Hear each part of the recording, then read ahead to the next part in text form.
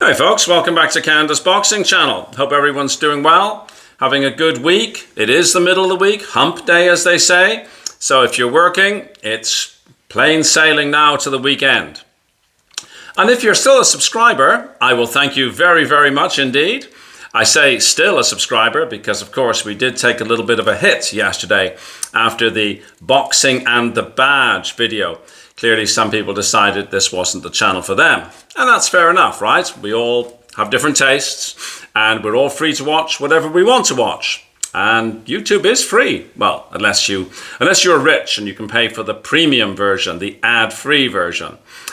I thought today I would talk about a fighter who, when I say I don't like a fighter, it's invariably because I don't like the style very much, or in some cases, their out of the ring trash talking has just turned me off. So it's nothing personal. I've never met any of these athletes.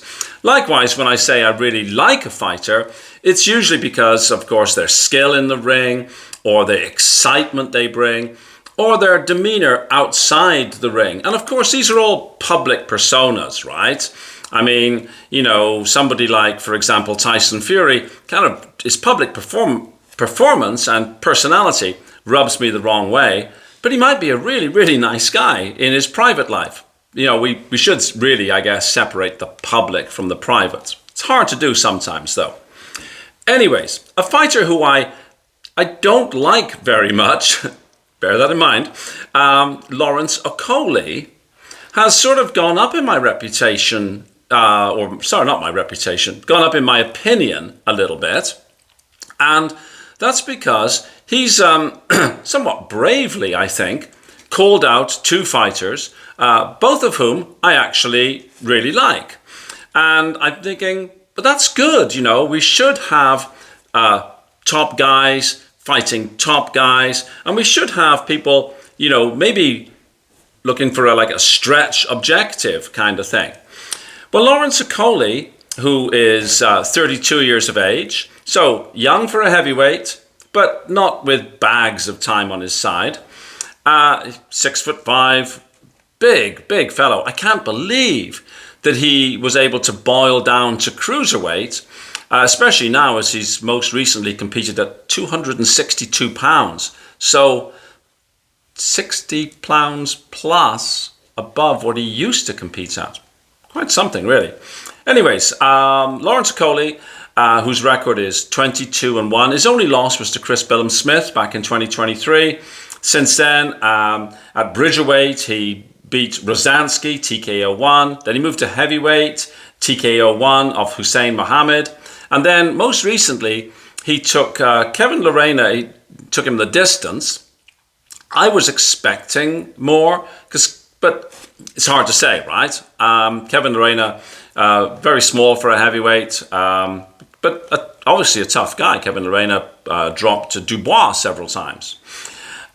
So Lawrence Okolie has called out Fabio Wardley, who is one of my favorite fighters, exciting fighter, and I like his public personality. Fabio Wardley, 30 years of age, also 6'5", competes in that 240-ish range. 19-0-1, the draw, of course, with Fraser Clark. And then in the rematch, it was a first-round demolition of Fraser Clark. I thought Fabio was lucky with Justice Huni. I say lucky. Justice Huni was comprehensively beating Fabio Wardley in every respect. And then Fabio Wardley produced the Hail Mary punch, and it was all over for Justice Huni. So Fabio Wardley is an exciting fighter in the way that Deontay Wilder was an exciting fighter.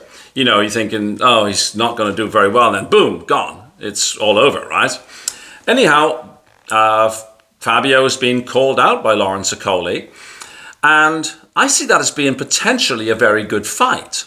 Right, both Brits could sell well, and I would imagine that Okolie ought to be able to be better than Fabio Wardley in the boxing, and in most aspects of the game, but Fabio has that massive equalizer, and Fabio is the antithesis of a quitter. Fabio, I don't think, has a lick of quit in him. So Fabio is dangerous right the way through a fight. You're not going to see Fabio, at least not in my opinion, taking a knee and letting the count run out and then getting up and walking back to his corner like it's, oh, right, that's it, let's get back to the party. I don't think that's Fabio at all. I think Fabio, right to the very end of the fight, Fabio will be dangerous because he can produce that game changer, right? So I think that would be a very good fight. On paper, Okolie ought to win that fight. But Okolie might sort of cover up a little bit and sort of, I'm getting it put on me.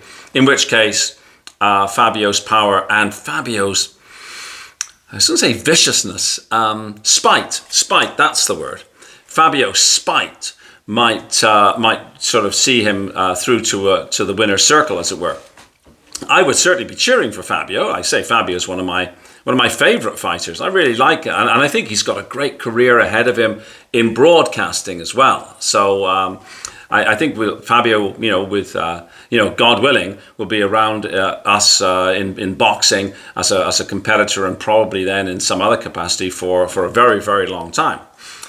So I would favor Okolie to prevail, but I would be cheering loudly for Fabio, and it would not be over until it was over, kind of thing. Now, the other fellow who Okolie has called out is another one of my favorite fighters, Agit Kabayel.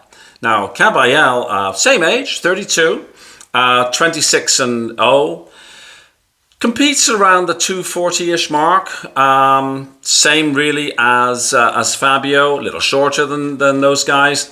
So, in each case, Fabio and Agit would be giving up 20 pounds or so, probably, to Okolie, unless Okolie, of course, trimmed down. Because at 262, recently, I thought Okolie looked a little bit well-fed, shall we say. Not Martin Bakoli well-fed, but well-fed. But I would imagine that Okolie would have nothing but trouble with Agit Kabayel. Kabayel's last outing against Zhang, where he got off the canvas. Zhang actually, Zhang, very, very powerful man, but was, just chopped down. I think that's the best sort of expression. Prior to that, Frank Sanchez, who may or may not have had a knee injury, but still was, again, chopped down. And then the chopping down, the poster child for chopping down was against the big Russian-Canadian Makhmudov, who at that time was unbeaten. So Agit Kabayel is a real body snatcher. Like, that should actually be his name. Agit Kabayel, very skilled and really can work to the body. I am not seeing Okolie do well against Agit Kabayel, to be honest. Okolie, could try and keep him at distance, but I'm thinking now that would be a bridge too far. But you got to take your hat off to him, right? Calling out people who, in one case, I think everybody would say that would be a very, very tough road to travel on. And in Fabio's case, it would be very dangerous as well, because Fabio is very explosive. So if Lawrence Okolie is serious, I tip my hat to him. Well done. I would be cheering for his opponents, but you can't fault somebody for wanting to go sort of a bit further, right? In the same way that I don't have really any strong feeling either which way about David Adelaide, but you have to respect him for saying, hey, listen, I want Filip Hrgović. So whenever a fighter does that, I think they really are worthy of a little bit of extra respect. So let me know your thoughts. Do you think Lawrence Okolie Well, first of all, do you think there's a chance that he might fight either of Kabayel or Wardley? And if so, how would you see that going? And if you're a Lawrence Okolie fan, tell me, what would his real attributes be that he would be able to prevail over either of these fighters? Let me know in the comments section below. Okay, folks, thanks so much for watching. Please like if you can, share if you can. Please subscribe if you can. We're a bit light on subscribers after yesterday's video. But anyways, thanks so much for watching. And wherever you are in the world, have a fabulous day. Cheers. Bye-bye.